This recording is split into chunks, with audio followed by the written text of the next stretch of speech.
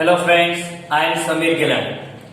Saraswati group of એજ્યુકેશનના online લેક્ચરમાં આપ સૌ વિદ્યાર્થીનું હાર્દિક સ્વાગત છે.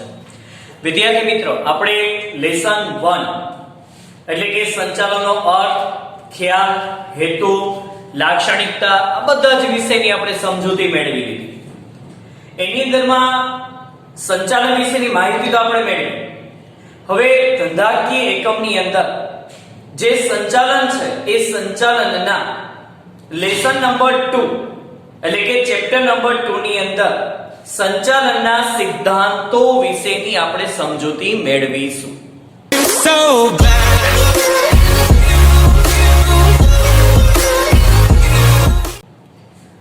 હવે આ ચેપ્ટર જે છે એ ચેપ્ટર આપને કુલ 6 માર્કની અંદરમાં પરીક્ષામાં પૂછાય છે. 6 માર્ક કેવી રીતે? વિભાગ A એક ક્વેશ્ચન 1 માર્ક, વિભાગ C 2 માર્કનો ક્વેશ્ચન 1 માર્ક અને વિભાગ D 3 માર્કનો ક્વેશ્ચન 1 ક્વેશ્ચન. આ રીતે ટોટલ 3 ક્વેશ્ચન પરીક્ષામાં પૂછાય છે, જેના ટોટલ માર્ક 6 થાય છે. હવે લેસનનું નામ આપણે કીધું સંચાલનના સિદ્ધાંતો, પ્રિન્સિપલ્સ ઓફ મેનેજમેન્ટ. સંચાલનના સિદ્ધાંતો. સિદ્ધાંતો એટલે શું? તો કે પહેલા તો આપણે ફર્સ્ટ ઓફ ઓલ આ લેસનની પ્રસ્તાવના વિશેની આપણે સમજૂતી મેળવીશું. પ્રસ્તાવનાની અંદરમાં બોર્ડ ઉપર તમે જોઈ શકો છો, કીધું છે કે સંચાલન સદીઓથી ચાલતી આવતી એક પ્રવૃત્તિ છે. સદીઓથી એટલે વર્ષો પહેલાથી સંચાલન જોવા મળે છે. એવું નથી મિત્ર કે અત્યારે જ આધુનિક સમયની અંદરમાં જ સંચાલન જોવા મળે. સંચાલન સદીઓથી જોવા મળે છે, વર્ષો પહેલા પણ જોવા મળે છે. કેમાં? તો કે ત્યારે પણ ઘણી બધી આપણે પ્રવૃત્તિઓ કરતા હતા. તો એ પ્રવૃત્તિઓ કરવા માટે જો એક જ વ્યક્તિ હોય તો સ્વાભાવિક છે કે એક વ્યક્તિ જ બધી પ્રવૃત્તિ કરી શકે છે, એને જ બધી પ્રવૃત્તિ કરવાની છે. પણ પ્રવૃત્તિઓ જો એક એટલે કે 2 કરતા વધારે વ્યક્તિઓ દ્વારા કરવામાં આવતી હોય, એટલે કે જ્યાં પ્રવૃત્તિ કરવા માટે સમૂહ હોય, જૂથ હોય, ઘણા બધા વ્યક્તિઓ ભેગા થયેલા હોય, ત્યાં સંચાલનની જરૂર પડે છે. અને મિત્રો તમે સમજી શકો છો કે ઘણા બધા વ્યક્તિઓ ભેગા થયેલા હોય ને, ત્યાં દરેક પાસેથી કામ કરાવવા માટે અમુક પ્રકારના સિદ્ધાંતો બનાવવા પડે. જો સિદ્ધાંતોની કોઈ રચના કરવામાં ના આવે તો સ્વાભાવિક છે કે પ્રવૃત્તિ જે આપણે જે હેતુથી કરાવવાની છે એ હેતુથી એ પ્રવૃત્તિ શક્ય ના બને. તો ઘણા બધા વ્યક્તિઓ પાસેથી કામ કરાવવા માટેની વાત છે. તો આપણે કીધું કે સંચાલન સદીઓથી ચાલતી આવતી પ્રવૃત્તિ છે. એની અંદરમાં આપણે ઇતિહાસ પર નજર કરીએ. ઇતિહાસ પર નજર કરીએ ને તો એની અંદરમાં લખ્યું છે કે દુનિયાના તમામ દેશોની અંદરમાં, એવું નહીં કે ભારતની અંદરમાં જ મેનેજમેન્ટ છે, દુનિયાના દરેક દેશની અંદર જે થતી પ્રવૃત્તિઓ છે એ પ્રવૃત્તિઓ એ જે હેતુ માટે થતી હોય છે એ હેતુને સિદ્ધ કરવા માટે ત્યારે પણ સંચાલન એ દુનિયાના દરેક દેશોની અંદરમાં થતું જ હતું. પણ ત્યારે તે સમય પ્રમાણે થતું હોય. જેમ જેમ સમય આગળ વધતો જાય છે, સ્વાભાવિક છે એની અંદરમાં ઘણા બધા પરિવર્તન પણ આવતા જતા હોય છે. પરિવર્તન આવે એટલે સ્વાભાવિક છે કે ફેરફાર કરવા પડે. આપણા મેનેજમેન્ટની અંદરમાં ફેરફાર કરવા પડે. જો તમે મેનેજમેન્ટની અંદરમાં કોઈ પણ પ્રકારે ફેરફાર ન કરો અને સમયની અંદરમાં કંઈ પણ ફેરફાર થાય તો આપણું મેનેજમેન્ટ એ નિષ્ફળ નીવડે છે. આપણે ઘણીવાર કહેતા કે મારું આ કાર્ય સિદ્ધ ન થયું, મેં ઘણી બધી પ્રોસેસ કરી, ઘણી બધી કાર્ય કર્યા, પણ છતાંય નથી થયું. એની પાછળના અમુક રીઝન હોય. આપણા મેનેજમેન્ટની અંદરમાં, આપણા પ્લાનિંગની અંદરમાં, આપણા ઓર્ગેનાઇઝેશનની અંદરમાં, આપણે કાર્યની સોંપણી કરવાની અંદરમાં ક્યાંક આપણાથી મિસ્ટેક રહી ગઈ હોય, ક્યાંક ભૂલ થઈ ગઈ છે આપણાથી, અને નાનામાં નાની ભૂલ પણ આપણા ધંધાકીય એકમના જે લીધેલા નિર્ણય છે એ ક્યારેક નિષ્ફળ નીવડી શકે છે. તો ઇતિહાસની અંદરમાં નજર આપણે કરીએ તો દુનિયાના તમામ દેશોની અંદરમાં સંચાલન જોવા મળતું હતું. ભારતની અંદર ચંદ્રગુપ્ત મૌર્યના શાસનકાળ દરમિયાન પણ મેનેજમેન્ટ હતું, સંચાલન હતું. એની જે રાજ્ય વ્યવસ્થા છે, એની જે કર ઉઘરાવવાની નીતિ છે, એની જે જમીન મહેસૂલની પદ્ધતિઓ જે કઈ છે, એ બધાની અંદર સંચાલન હતું. ત્યારે રાજાઓ દ્વારા જે કઈ નિર્ણય લેવામાં આવતા અને એ નિર્ણય એ પ્રજા છે એ ફોલો કરતી હતી. તો રાજા પણ સમાજના હિતને ધ્યાનમાં રાખીને એનું પ્લાનિંગ કરતા જ હતા, એનું ઓર્ગેનાઇઝેશન કરતા જ હતા, એટલે કે એની વ્યવસ્થાઓ હાથ ધરતા જ હતા. તો ચંદ્રગુપ્ત સમયના રાજ્ય વ્યવસ્થા, કરનીતિ બધાની અંદરમાં કોઈના કોઈ સ્વરૂપે ક્યાંક મેનેજમેન્ટ હતું. આપણે એક જોઈએ સમાજની અંદર, તમે લોકો ભણીને આવ્યા છો ને સોશિયલ સાયન્સ, તેમાં ધોળાવીરા નગરની રચનાઓ આપણે જોઈ હતી કે એની ગટર વ્યવસ્થા તમે જુઓ, એના મકાનની બાંધકામની વ્યવસ્થા જુઓ તો એની અંદરમાં એનું મેનેજમેન્ટ હતું. એના સ્નાનાગાર જુઓ તો એમાં મેનેજમેન્ટ હતું. તો ત્યારે પણ થતું.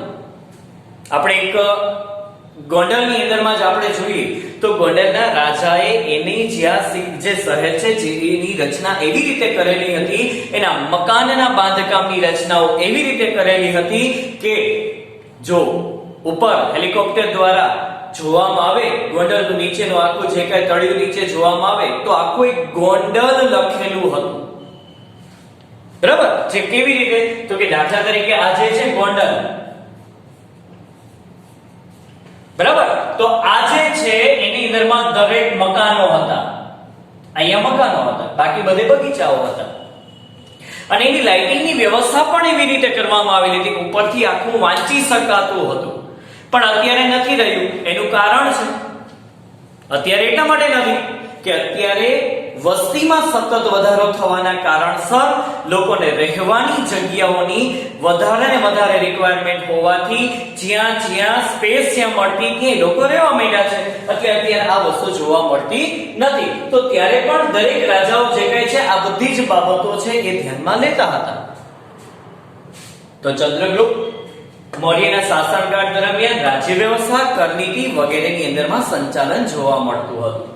પછી કીધું છત્રપતિ શિવાજી મહારાજના સમયની અંદરમાં યુદ્ધની રણનીતિ.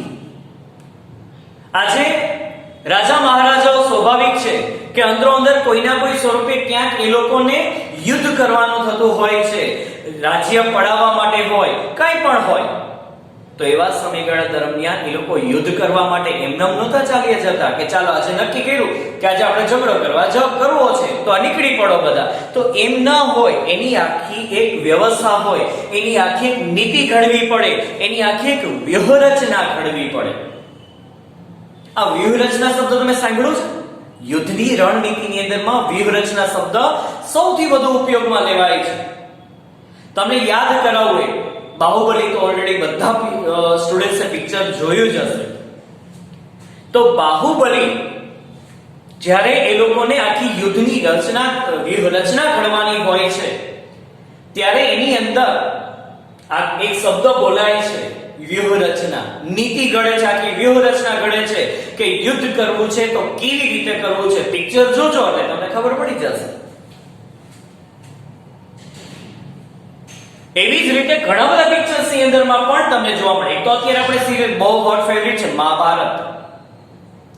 તો મહાભારતની અંદરમાં પણ જ્યારે યુદ્ધની નીતિ ઘડે છે ત્યારે યુદ્ધની નીતિ ઘડતી વખતે યુદ્ધ દરરોજ 18 આજે એના જે કાંઈ છે 18 દિવસ થાય છે યુદ્ધના, ત્યારે દરેક સ્ટાર્ટિંગ થી તમે જુઓ ને તો અલગ આમ ઉપરથી જોવામાં આવે ને તો આખી એક આકૃતિ રચાયેલી હોય, આખી ડિઝાઇન હોય કે અહીંયા જે કઈ મેઇન વ્યક્તિઓ જે કઈ હોય છે તો એની આખી ફરતે પર કેમ આખું જે કઈ છે આખું કવર અપ કરવું, એની આખી વ્યૂહરચના ઘડવામાં આવે. તો આવી જે વ્યૂહરચના ઘડવામાં આવતી હોય એ યુદ્ધની અંદરમાં ઘડવામાં આવતી હોય છે, તો ત્યારે પણ એનું મેનેજમેન્ટ એની અંદરમાં હોય જ છે. તો યુદ્ધની વ્યૂહરચનાની અંદરમાં પણ સંચાલન જોવા મળે છે. તો સાથે સાથે તમે એવું કે મેં તમને આમાં બે ઉદાહરણ આપ્યા છે જેની અંદરમાં તમે જોઈ શકો છો કે મહાભારત અને એક સાથે મેં તમને કીધું છે કે બાહુબલી, આ જે બે એક સિરિયલ છે અને એક જે પિક્ચર છે એની અંદરમાં તમને આ શબ્દ સૌથી વધુ ને વધુ વ્યૂહરચના શબ્દ તમને સાંભળવા મળશે. આ જ રીતે ધીમે ધીમે સંચાલન શાસ્ત્રીઓ, જો આપણે ઘણા બધા શાસ્ત્રીઓ, શાસ્ત્ર અને શાસ્ત્રી આ બેમાં શું ફેર? તો કે શાસ્ત્ર એટલે કે જેમાંથી કોઈ એક શબ્દ, કોઈ એક વિષયનું સુવ્યવસ્થિત જ્ઞાન મળતું હોય, જેને આપણે શાસ્ત્ર કહે છે. જેમ કે દાખલા તરીકે આંકડાકીય વિશ્લેષણની માહિતી તમારે જોતી હોય તો એના માટે આંકડા શાસ્ત્ર છે. રાજ્ય વ્યવસ્થા જે કે ઇકોનોમિક્સ આખું જે કે તમારે જોઈતું હોય, માહિતી જોઈતી હોય તો અર્થશાસ્ત્ર છે. મેનેજમેન્ટને લગતું કંઈ પણ તમારે નોલેજ જોતું હોય તેની બુક જે કંઈ છે તો વાણિજ્ય શાસ્ત્ર છે, વાણિજ્ય સંચાલન છે.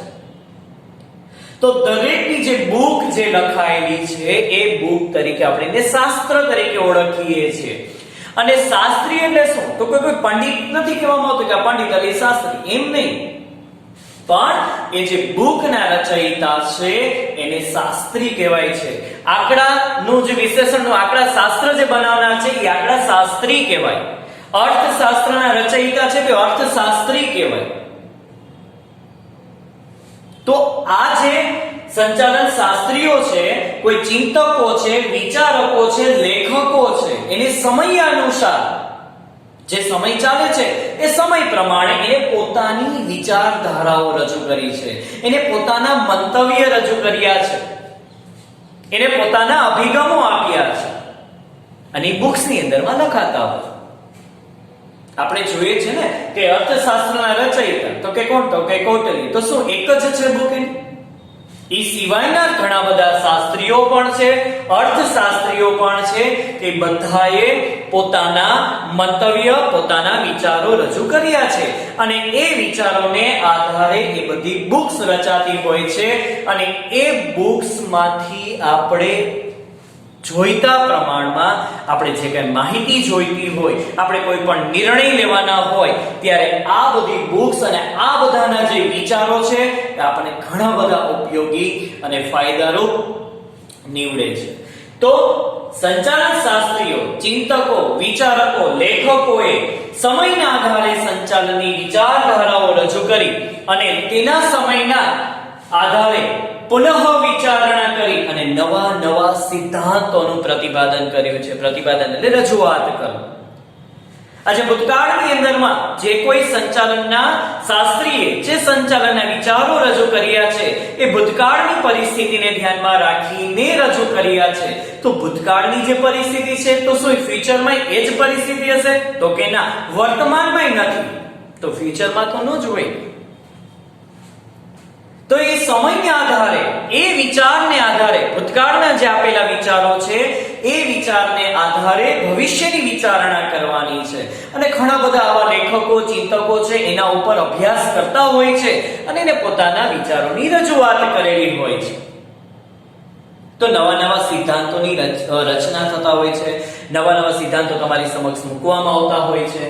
જેમ સમયમાં પરિવર્તન થતું રહ્યું તેમ સંચાલન શાસ્ત્રીઓએ પોતાના વિચારો જે કહે છે એમાંય પણ એને પરિવર્તન કરતા રહેવા પડ્યા. આજે દાખલા તરીકે કોઈ પણ સમય ચાલતો હોય અને સમયના આધીન કોઈ નિર્ણય લીધેલા હોય, સ્વાભાવિક છે કે અત્યારની પરિસ્થિતિને ધ્યાનમાં રાખીને લીધેલા નિર્ણય હોય. તો અત્યારની પરિસ્થિતિએ એ સિદ્ધાંત મને અચૂક સફળતા પ્રાપ્ત કરશે અને એનાથી મને ઘણા બધા મારા હેતુઓ પણ સિદ્ધ થઈ શકશે. પણ આ જ વિચાર ફ્યુચરની અંદરમાં ચાલશે તો કે ના. શું કામ? એમાં ફેરફાર કરવા પડે. કેમ ફેરફાર કરવા પડે? કારણ કે સમયમાં પરિવર્તન થયો છે. સમયમાં પરિવર્તન થયો છે એટલે સ્વાભાવિક છે કે તમારી જે જૂની વિચારધારા છે એની અંદરમાં નવું કંઈક એડ કરવું પડે, નવા સિદ્ધાંતો રચવા પડે, નવી વિચારધારાઓ રજૂ કરવી પડે. એટલે જ આપણે કીધું હતું ને પહેલા પાઠની અંદરમાં, યાદ હોય તો વિદ્યાર્થી મિત્ર, કે સંચાલન એ જડ પ્રવૃત્તિ નથી, સંચાલન એ ગતિશીલ પ્રવૃત્તિ છે, પરિવર્તનશીલ પ્રવૃત્તિ છે. એટલે કે સમયના આધારે, સમય સંજોગો અને પરિસ્થિતિની આધારે સંચાલનમાં ફેરફાર કરતા રહેવા પડે છે. તો એ જ રીતે જેમ સંચાલનમાં ફેરફાર કરશો, એ જ રીતે સિદ્ધાંતોમાં પણ ફેરફાર કરતા રહેવા પડે છે. તો સંચાલનના સિદ્ધાંતો પણ જડ નથી, સંચાલનના સિદ્ધાંતો પણ પરિવર્તનશીલ પ્રવૃત્તિ છે. છેલ્લા કેટલાક વર્ષોમાં સંચાલનની વિચારધારાઓ જુદા જુદા અભિગમ સ્વરૂપે રચિત થતી હોય છે. સંચાલનની વિચારધારાઓ બધાના મંતવ્ય અલગ હોય છે, બધાના વિચારો અલગ હોય છે. એના વિચાર પ્રમાણે, એના અભિગમ પ્રમાણે સંચાલનના સિદ્ધાંતો કે સંચાલનની રજૂઆત થતી હોય છે. તો સંચાલનની વિચારધારાઓની રજૂઆત કોણે કરી? મેં અહીં નામ લખ્યા છે, તમારા નામ યાદ રાખવાના છે. ગુજરાતી નેમ નથી હો મિત્ર, આ બધા ફોરેન કન્ટ્રીના નેમ છે. Shri Frederick Taylor, Shri Frederick Taylor, Taylor ને ટેલર. ત્યાર પછી Shri Henry Fayol, Shri Henry Fayol. Next Gilbreth, Gilbreth. Max Weber, Max Weber. C K Prahalad, આપણા ઇન્ડિયન છે, બરાબર, સીકે પ્રહલાદ વગેરે સંચાલન શાસ્ત્રીઓએ સંચાલન ક્ષેત્રે ફાળો આપેલ છે. જેમાં આ બધા જે નામ આપેલા છે એમાં સૌથી વધુ ને વધુ ઇમ્પોર્ટન્સ હોય ને વિદ્યાર્થી મિત્રો, તો એક છે ફ્રેડરિક ટેલર અને એક છે શ્રી હેનરી ફેયોલ. હજી એક નામ આપણે આમાં લખતા ભૂલી ગયા છીએ, આપણે એક નામ આની અંદરમાં એડ કરીએ છીએ, Peter F Drucker, Peter F Drucker. આ પીટર એફ ડ્રકર જે છે એને સંચાલનની જે વિચારધારાઓ આપી છે, એ સંચાલનની વિચારધારાઓ આધુનિક સમયમાં, એટલે કે અત્યારના સમયની અંદરમાં આની વિચારધારાઓ છે સૌથી વધુ ને વધુ અપનાવવામાં આવે છે. એટલા જ માટે કહું છું કે આ જે વ્યક્તિ છે ને એને આધુનિક સંચાલનના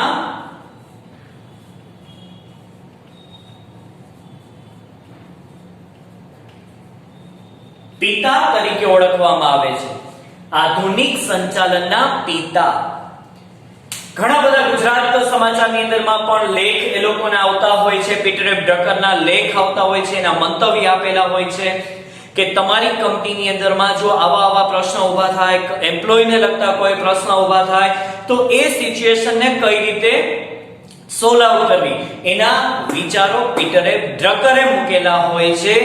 એ વિચારો પરથી આપણે આપણા અભિગમ આપણી કંપનીની અંદરમાં ફોલો કરી અને એમ્પ્લોયના જે કાંઈ ક્વેશ્ચન્સ છે, કાંઈ છે મુશ્કેલીઓ છે, એને આપણે સોલ્વ કરવાની છે. તો આ પીટર એફ ડ્રકર. આ ફ્રેડરિક ટેલર છે વૈજ્ઞાનિક સંચાલનના, એને સાયન્ટિફિક મેનેજમેન્ટ રજૂ કર્યું છે, એટલે એને વૈજ્ઞાનિક સંચાલનના પિતા કહેવાય છે. આધુનિક સંચાલનના પિતા પીટર એફ ડ્રકર. જો આને યાદ રાખો ને મિત્ર, આ એક માર્કનો ક્વેશ્ચન પરીક્ષામાં પૂછાય જ છે, તો હું એમ જ વિચારું કે આપી વેફર, આપી વેફર. આ એટલે આધુનિક સંચાલનના પિતા કોણ? Peter F Drucker. Wafer, way એટલે વૈજ્ઞાનિક સંચાલનના પિતા, ફે એટલે ફ્રેડરિક ટેલર. એટલે પરીક્ષાની અંદરમાં જ્યારે તમને એવું કહે ને કે વૈજ્ઞાનિક સંચાલનના પિતા, બે જ શબ્દ યાદ રાખવાના, વે ફે, સીધું ગોતી લેવાનું ફ્રેડરિક ટેલર. તમને એવું પૂછ્યું કે આધુનિક સંચાલનના પિતા કોણ, તો તરત મગજમાં યાદ કરી લેવાનું આપી, આધુનિક પિતા. પિતા તરીકે કોણ નામ લખવાનું? Peter F Drucker. તો વિદ્યાર્થી મિત્રો, આ બધા જ સંચાલન શાસ્ત્રીઓએ સંચાલનને લગતી વિચારધારાઓ, અભિગમ અને મંતવ્યની રજૂઆત કરી છે. એક વિકલ્પ તમને પરીક્ષામાં એવો પણ પૂછાય છે કે કયા સંચાલન શાસ્ત્રીના મતે સંચાલનની વિચારધારાઓને એક જંગલ તરીકે ઓળખાવી છે. તો કે હેરોલ્ડ કુંતઝે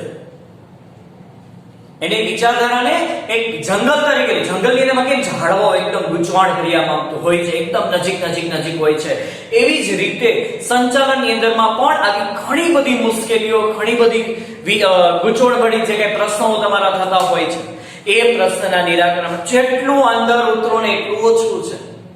રોજ નવા વિચારો આવતા જાય છે, રોજ નવી મુશ્કેલીઓ ઊભી થતી જતી હોય છે. ઘણી મુશ્કેલીઓ તો આપણે ખબર નથી હોતી કે આવી મુશ્કેલીઓ હશે, આવે ત્યારે ખબર પડે. અને ઈ પાછી મુશ્કેલીઓ પાસ્ટની અંદરમાં ક્યારેય ન થઈ હોય. નવી જાવે એટલે નવા વિચારો તમારે અપનાવવા પડે.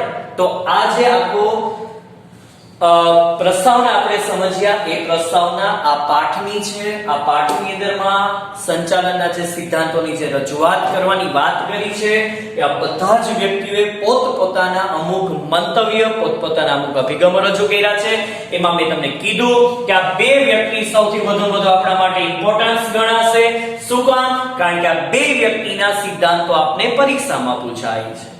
ફ્રેડરિક ટેલરે કેટલા સિદ્ધાંતો આપ્યા છે ખબર મિત્ર? 10. એને 10 સિદ્ધાંતો આપ્યા છે. આને કેટલા આપ્યા ખબર? તો કે 14 આપ્યા છે. અને 14 સિદ્ધાંતો આપ્યા છે અને 10 જેટલા સિદ્ધાંતો આપ્યા છે. અને આ સિદ્ધાંતો દરેક ક્ષેત્રની અંદરમાં, એ પછી સામાજિક ક્ષેત્ર હોય, રાજકીય ક્ષેત્ર હોય, આર્થિક ક્ષેત્ર હોય, રમત-ગમત ક્ષેત્ર હોય, ધાર્મિક ક્ષેત્ર હોય, શૈક્ષણિક ક્ષેત્ર હોય, દરેક ક્ષેત્રની અંદર સંચાલન હોય જ. અને મેં તમને કીધું ને કે જ્યાં સંચાલન હોય ત્યાં એની પૂંછડી તરીકે સંચાલનના સિદ્ધાંતો હશે જ. તો સંચાલનના સિદ્ધાંતો પણ સર્વવ્યાપી પ્રવૃત્તિ છે. ઓકે, આટલું બધું આપણે સંચાલનની વિચારધારા, સંચાલનના સિદ્ધાંતોની પ્રસ્તાવના ભણ્યા.